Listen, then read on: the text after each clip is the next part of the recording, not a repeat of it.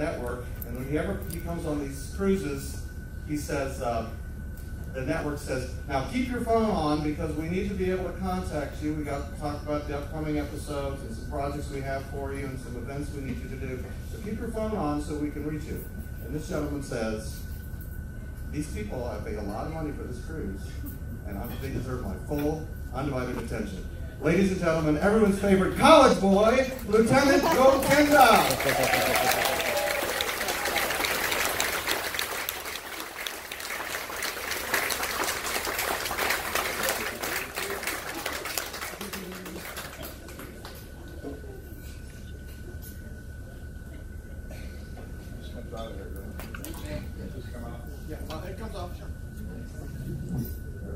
That's better. That thing drives me crazy. I stand in front of that thing.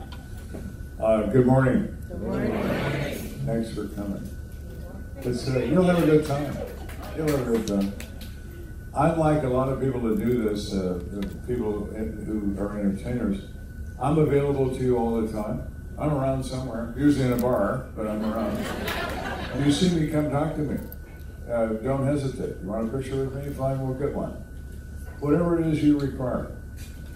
I would not be standing here, would it not be for you. Fans drive this, not me. Okay? All of you drive this to the popularity it has achieved, which is absolutely remarkable to me that it's done that. I told my wife when this started, I said, who's going to watch this crap? It's just murder. Because to me, it's just murder. I did it for a living. And she said, oh, you're wrong there. You're wrong there. But even she has been surprised. I think Discovery is surprised at how successful it is. They're kind of shake their heads about this. It's currently plays in 178 countries and 50 languages. That's on the trivia contest. It's all over the world. And it's interesting, you may not know this, I never knew this, I never knew any of this until I got in this racket, but the world doesn't make television, they buy it from American networks and the BBC. They have no actors, they have no cameras, they have nothing. They buy American and British programming, they put their language to it, either by voiceover or subtitle, and that's how they entertain their audiences. So every year, they have the Golden Globe Awards in Cannes, France. That's for movies, where the Foreign Press Association shows up and then all the movie stars go and so on. The week before that, they have something called MIP, M-I-P. And it's French, and I used to know the words, but everybody calls it MIP, because of the initials, M-I-P. And at MIP, the US networks and the BBC show up with their wares, all their programming, and the world's buyers come and say, what do you got for me? The #1 popular show worldwide for the past 10 years is American Reality Crime. No. I happen to have one of those. And as a result, they buy it like there's no tomorrow. So my producer sent me a photograph. He was in France at the event, and he's standing at the Discovery booth. And he stood in this picture for a relation to size. He looks like a little tiny guy. And there is this gigantic picture of me over the Discovery booth. And I said, do you think that's big enough? He said, it's 30 feet high. I said, that's probably big enough. He said, it ought to be. It costs $10,000. You know? And it's like a magnet for the buyers to come and buy this program. And my daughter is a GS-14 Global Strike Command at Barksdale Air Force Base in Louisiana. She and her husband both. They're responsible for the security of nuclear weapons in the United States. She's a retired Air Force major. And they don't have cable TV, they work like dogs, they don't watch television. She knows that Dad has some show. Keeps Dad out of the bars, you know, he's got a show, you know, it's on TV, and that's all kind of she knows. Well, she's married, so nobody connects her to me, because her last name is her husband's name, right? So they don't know who she is. So last summer, I called her, I said, is your passport current? Well, yeah. Your husband's? Oh, yeah. Let's go to Ireland for 2 weeks. She said, I can't afford a trip back. So I'm not asking you to afford it, I'm asking you to come. You want to go? Yeah, I'll take care of it. Let's go. So we did. We went for 2 weeks to Ireland. We didn't draw a sober breath the whole time we were there. It was great. But it was my daughter's exposure to my notoriety. So we're in the Dublin airport for like 10 minutes. Sky Network broadcasts in Europe, Africa, Middle East, everywhere. And they have a network called CI, which is their version of ID, Crime and Investigations, on Sky Network. I'm the #1 show on Sky Network, #1 show in England, the UK, okay? So everybody watches it. So we're in this airport, and this Irishman comes up, and he said, "Mr. Kennedy, I have your autograph, sir." I said, "Of course." So I signed, and I gave it to him, and he said, "Thank you very much, Mr. Kennedy." I said, "You're welcome." My daughter's jaw's in her chest, She looks at me, she said, "Dad, what? That man called you by name." I said, "Yeah, he did." "Well, how does he know your name?" Well, I said, "We might be surprised, but I'm pretty well known, So the next place we go is to Blarney Castle.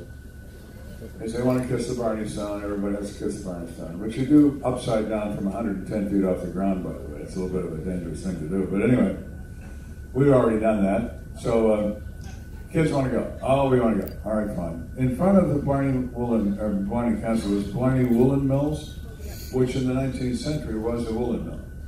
Now it's an Irish Target. It's this giant store that sells everything Irish. You can buy kids, infants, boys, girls, men, women, whatever. My wife and daughter, boom, through the front door. We're going to go see what's in here. I'm doing what husbands do. I'm leaning on a shelf, waiting for the women to go through, pick through all the items they have to see. And there's a manager, a guy, who's walking around. The place is packed. There's 1 million tourists in there. They have a register every 10 feet in this store. And this manager's walking around to check and make sure everybody's working and everything's happening. He comes by me and he stops and he turns and he says, "You're Joe Kenda." I said, "I am." He says, "What the hell are you doing in here?" I said, "Well, everybody has to be somewhere." So when my wife comes back, I've got surrounded by cashiers and them are all taking pictures and everything. And she just starts shaking Sorry, I get recognized in France. I've been recognized every place I go because it's everywhere. In France, they play it in 2 languages, French and English, on French TV. So it's very bizarre. Kathy and I still marvel at all of this. It's like, what? Yeah. They won't talk to me. We were in Paris and we're on the Champs-Elysees. We're walking down the sidewalk. We sit down at a sidewalk cafe. And the waiter comes over immediately. The service in France is excellent. And all men, no women, men waiters. Boom, here he comes.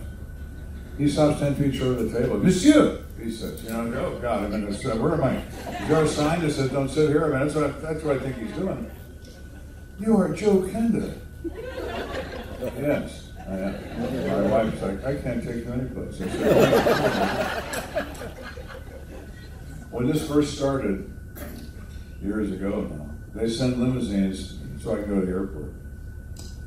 So, and then Kathy, and I have her in my contract. She travels at her discretion, at their expense, limousines, first class or 5-star hotels. Whenever I go anywhere, she goes with me. The sad commentary about that is that, according to Discovery, I'm the only entertainer that has his wife in their contract. The rest of them don't want her around, or they want to go chase girls or whatever. So when Mrs. Kenda shows up at these events, she is an anomaly. They all look at her like, "Oh, yes, well then, you're Mrs. Kenda." I'm like, what the hell are we going to do with her? I don't know. Because they've never experienced that, so it's really, and she gets a big kick out of that. They're all like very awkward, like, "Oh, well maybe you could sit here." "Yeah, okay, fine, I'll do that, Anyway, when we first started, she, nor I had ever ridden in a limousine, ever, And they're going to take us to the airport, season 1 episode. We're going to begin this process. So the limousine comes down our driveway in Colorado, and the guy bails out in the business suit, opens the left rear door, and says, "Madam." And Kathy just stood there, and I said, "Kathy?" She said, "What?" I said, "You're madam." She knows she's madam now, but she didn't know that at the time. I thought that was pretty funny. So we moved to Virginia because of my son. He was a commander in the Navy at the time. He just retired September 1 after 26 years in the Navy. And now he's a defense contractor for Booz Allen Hamilton. and he does secret stuff, and he told me what he does, he doesn't kill me and all that sort of thing. So I don't know what he does, but he does it pretty well, apparently. They pay him well, so he's very happy. And I decided, you know, women outlive men. They do. Our daughter's in Louisiana. She's trying to go to D.C. because they're not real happy in Louisiana. So they're going to go to D.C. hopefully if they can get that done. So we'll all be within 200 miles of each other if we are all in Virginia. So I looked at my wife and I said, how many people do we know here that are either not dead or haven't already moved to Arizona? She said, well, not too many. And what the hell are we doing here? We're shoveling snow. You know, so we moved to Virginia. So we buy this place out in the woods. I'm not a big fan of humans, as you can understand. So I have 22 acres of trees. You can't see my house from the road. You can't see the road from my house. And no one had lived there for a couple of years. And I'm surrounded by a Georgia Pacific tree farm, 4,000 acres. So I don't have any neighbors. But there's a farmer he's from North Carolina, and he leases ground, and he works his fields around my property. And he sees us there, and he kind of looks at us, and I see him on a tractor. Well, here comes a limousine, right? Down this country road, black Cadillac Escalade, you know, pulls in, down my driveway, he's like, why does he want it? Why do you go back? He sees it 2 or 3 times. My wife and I are in it, and we wave at him. And he just stares at me. So one day I'm at the mailbox, and he pulls up in a Power Stroke diesel pickup, and he bails out, and he says, I'm Ricky Morgan. Well, who's Ricky Morgan? I'm the farmer. I'm over here. I said, oh, I'm sitting on your tractor. And he immediately said, what do you do? What do you do? Looking at me. I said, well, Ricky, I'm a drug dealer. And the color drains out of his face. I said, that woman is with me? She's my bodyguard. She carries 2 nickel-plated 45s in her waistband. And I said, you talk to her. Be careful what you say to her because, you know, she's usually been drinking. And he now has an attack with cerebral palsy. He gets back in his truck and he drives up. I don't see him for 6 months. I see him again and he says, you son of a... I said, Ricky, you were just too easy. I was like taking candy from the radio, and I had to do it. He and I are friends now. He buys for me, you know. You talking about that movie guy, that television guy? He don't live around here. Who told you that? Yeah. So, he's on my side. But anyway, I thought it was very funny. He was not amused for 6 months, but you got to keep people on their toes. You know what I mean? So, and you never see me smile in a show because murder is a serious business. And if it was your loved one, you wouldn't want to see me smile. But it's an opportunity for you to meet the real me, not the TV me. Okay? And the TV me, it's the professional me. The show itself has 285 people, if you count everybody, that's involved in making it. It's complicated. It takes us from February to November to do 20 episodes. I've completed my part of it, and Brian Davis is in here someplace from Knoxville PD. I think the final ending of the filming of the reenactments is November the 12th. I think is when they actually finish the reenactments. So it's 10 months to make these. We work hard at it. The result is, I think, rather good. Everybody else seems to think so too. So, the rule was when it started, I told Discovery, I said, don't you ever Hollywood this. And if you do, I'm gone. I will walk in the middle of a contract and you can sue me if you like, because I don't have anything anyway. So go ahead. But we're not going to do this car chase, gunfire, girls in skimpy outfits deal. We're not doing that. Criminal investigation is one foot in front of the other. It's grunt work. Get from A to B to C until you hopefully get to Z. It's not the glamour. It's 24 hours a day. You're starving to death. You can't stand up. You're so tired. That's the reality. And they said, okay. I said, we're going to present these reports the way they happened. We're going to change a few names. The only names we change is if we call somebody a name or we say they're kind of a bad guy and we don't arrest them for something, we have to change their name or we've committed libel. because we've said they're bad guys and we didn't prove it, all right? So we changed the names of some of those people. But the defendant is always the defendant, you know, because he's convicted of the crime. We show his picture at the end of the program, the actual dude with the numbers under his face, you know. And so it's as real as it gets. It's case report from page 1 to last. And what I do, because the show is 43 minutes and 50 seconds long. In the United States, 43:50, the rest is commercials. In Europe, they don't have as many commercials. It's 52 minutes and 10 seconds long. So they see 9 more minutes of show that you never get to see. As that goes overseas, okay? So I have to reduce a murder to a tellable story that I can tell in 43 minutes and 50 seconds. If I were to tell you about a murder case the way it actually happened, the show would last for 16 weeks and nobody would watch it. It would make you crazy, as murder makes you crazy, okay? You go down this rabbit warren, it's the wrong one. The next rabbit warren has nobody in here of interest either. Then you develop a prime suspect. Oh man, I like this guy. And he's in jail the night the killing happened. Start over. That's the way it really is, okay? So I select the highlights of the case and I present to you the discovery of human remains and to a courtroom and how we got there in 43 minutes and 50 seconds. And I'm a storyteller. That's all I am. In addition to being a detective, I'm a storyteller. And for thousands of years, people have gathered around the fire and said, tell me a story. And if you tell it well, they'll ask you to tell another. And that's all I am. I did this for a living because it was a passion for me. I was on a mission. I would have done it for free. Mrs. Kendall would not have concurred with that statement, but I would have. And when I recruited people for homicide, you had to get past me. So if you want to apply to be in homicide, you're a policeman, and you think that's what you want to do, that's great. Come on down, we need the help. The first step in that interview process, which I would control, is I'm going to give you 3 pages of a murder report. In that 3 pages is enough information to write a search warrant for that address.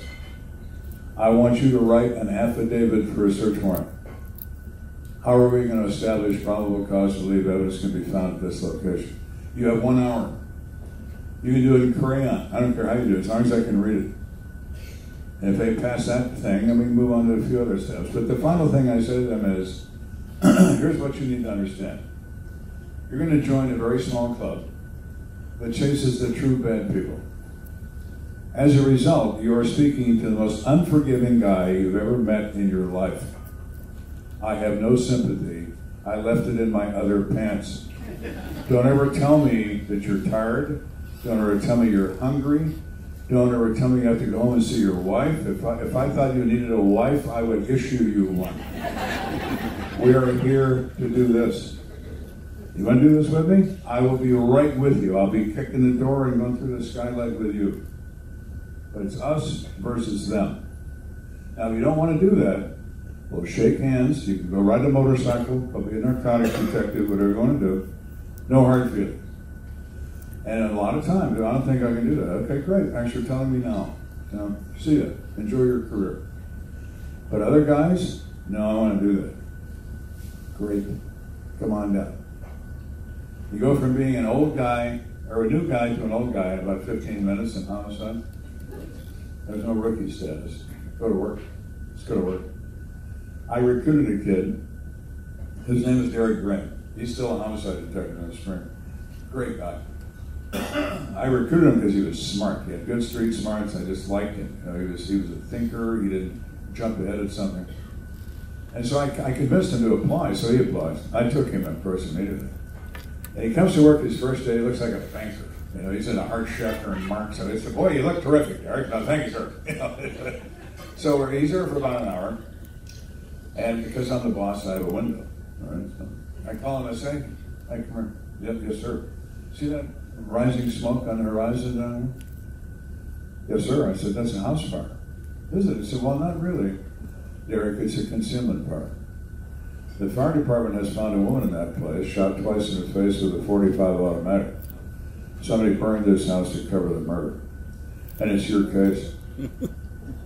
And he looked at me and he said, "Sir, I've only been here for about an hour." I said, "I know that, Derek.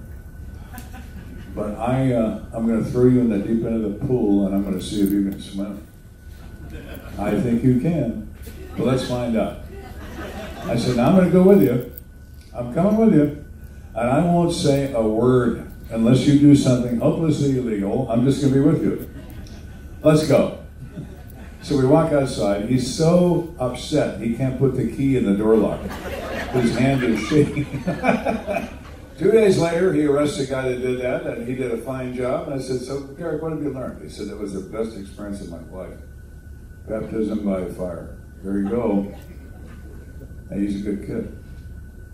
That's all it takes. You only need two things to be a great detective. You need a knowledge of the law. You need to know what you can do. And more importantly, you need to know what you may not do. And the only other thing you require is an undying sense of curiosity. Somebody made this happen. Who is that? You want to go from a shadow in the night to a first, middle, and last name and a date of birth. And that, ladies and gentlemen, is euphoric when you reach that stage. It is. And it's even better when it takes a long time sometimes. I had a case where two sons, 19 and 21, are in the drug business. They're selling crack cocaine. They live with their parents. Their parents know they're selling crack cocaine, and they participate in the profits, mom and dad. So they are doing this out of their house, the family home, and this kid comes over, their supplier, and they get in a dispute and they murder him in the basement of the home. The parents are in bed when this occurs, but they wake up when they hear the commotion, and they decide they're going to conceal the death, they're going to remove the body, and they're going to act as if nothing happened. So they take the body out of the house, they dump it in the mountains. We don't find it for 5 days. And they bleach the basement, and they do a lot of work. They remove all the physical evidence. When we find the kid, we do our thing, we come back to that house. The dad is an absolute jerk, okay? Absolute. "You don't have the right to be in my house, get out of my house," you on and on, screaming at us. We can't prove anything. And I told him as I was leaving, the last time he threw me out of his house, I said, "You know what? Someday, my boy, your knee's going to touch the ground. And when you look up, you're going to see me standing there." "Oh, yeah. All right." 5 years go by. His brother-in-law is a convict who gets out of prison and moves in with the rest of these bandits into this house.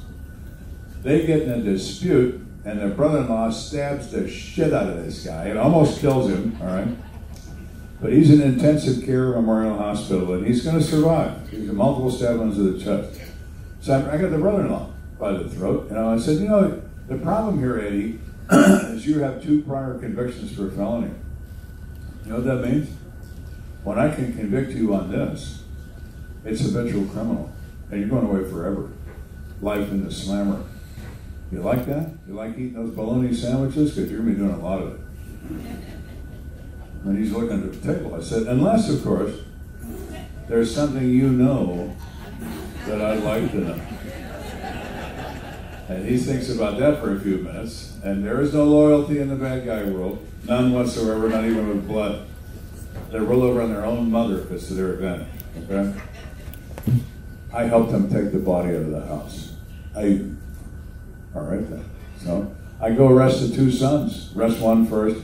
He rolls over, confesses to the crime. Arrest the second kid. He rolls over as well, confesses to his involvement in the death. I go to the hospital. Here's dear old dad, right? Tubes everywhere, and he's in intensive care. I say, "Hey, remember I told you 5 years ago when your knee touched the ground, you look up and see me? Well, today's the day." And I handcuffed him to his bed. And the nurse says, "You can't do that." I said, "I can do anything I want. He's a prisoner, And this officer will be standing here for the rest of the time. Some officer will be standing here 24 hours a day till he gets out. Then he's gone in a slammer, And everybody said, he starts to cry. I said, oh, you're not going to cry, are you? Oh, I hate it when they cry. So, yeah, it's a great thing to experience that and to be able to say to yourself, we did the right thing. Did the right thing. It never mattered to me what kind of victim you were, if you were wealthy and from a white middle-class family, whatever, or you were a drug dealer. Nobody gets to play God. You don't get to do that. You don't get to decide who lives and who dies. And so everybody suffers the same penalty. And everybody suffers the same effort. You're my victim. You're my victim. That you are a despicable human being that everybody hated with good reason is not my problem. The problem is you've been violently killed by somebody. And that's not permitted. You can't do that. So we're going to find who did this to you, and we're going to bury him under a jail for the rest of his days. And that's what I used to do. And you pay a price for that. You live nightmares and PTSD and all that. But that's what you pay. I said, I'll pay it. It's all right. As I put a lot of people in a cage who need to be in one, and they're never getting out. They're not going to hurt anybody else. They're just in jail. What happens in prison a lot of the times is that people get tired of prison in a few months. They don't like it there. So they send me a letter. And they know the game because they're criminals. They say, I know about a murder. Oh, yeah. Because they think or this is their big advantage, that they're going to have information that's going to get them out of custody, get them a break, do something. And I'd show up at the prison. I went there all the time. But phoning up a reason to take the guy to the population, he's got to go to the warden's office for a medical exam, whatever, so that nobody knows what he's doing. And then he's in there talking to me. So you walk in, they're always arrogant, all right, yeah. So I assume you have a list of demands. Yes. Okay, well, let me have those, because before we begin, I want to write them down so that I don't forget anything. And you see the look in his face like, oh, maybe this is going to work, So I said, well, I can help you probably with your list. You want out of jail, right? Well, yeah. Do you like to be out today? Well, yes. Okay, well, out of jail today. I write that down. He's looking at me. I say, oh, man, better not done, right? And of course, you're going to need money. I mean, you can't just get out of jail without money. How about $100,000? Have you all right? $100,000? Yeah. Needs $100,000. I just keep writing all these ridiculous things. And then he's like, well, now he's really hurt. And so when I offer these demands, and you're going to tell me what you know. Yeah, okay. So I looked at him and I said, is it my turn now? Do I get to talk? Well, yeah, okay. I tear the piece of paper off the pad and I tear it up and throw it in the trash. Let me tell you something, convict. Let me explain how this is going to work. You have 60 seconds to tell me something I don't know. And if you can't tell me something I don't know in the next 60 seconds, I'm going to walk to that microphone. I'm going to tell the yard that you're in here talking to me. They'll kill me. Exactly. And you're down to 45 seconds. You still have a list of demands, you piece of shit? Or do you want to tell me what you know? So, what they know is something they overheard in the dining hall, a guy who said a guy. It's all useless. It's all hearsay information. And you throw the guy out, and that's the end of it. But every once in a while, you get somebody that's a participant in the murder in a peripheral kind of way. And I had that guy do that one time. I went through the same routine. I said, so what do you know? And he just looked at me and said, I drove the car.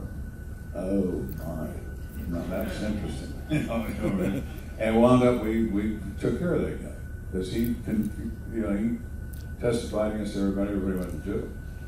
It was a stick-up crew they killed somebody, and he was the driver.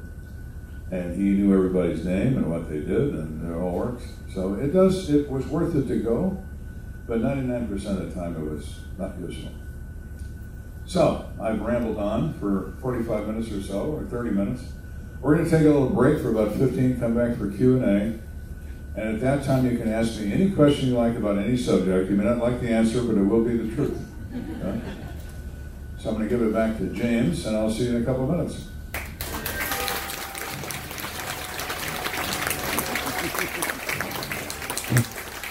So actually, we were originally scheduled for a 15-minute break. Well, why don't we do this? Let's make it a 10-minute break because I want to wrap up at 10:55 so that you'll have time to go to the main theater at 11 o'clock to see Joe Kendall on the big screen or whatever format they have for this interactive Heist on the High Seas. So just take 10 minutes, please. Restrooms are right out here. For smokers, starboard side, outside, you can have a cigarette. And if you have any questions about anything that I talked about,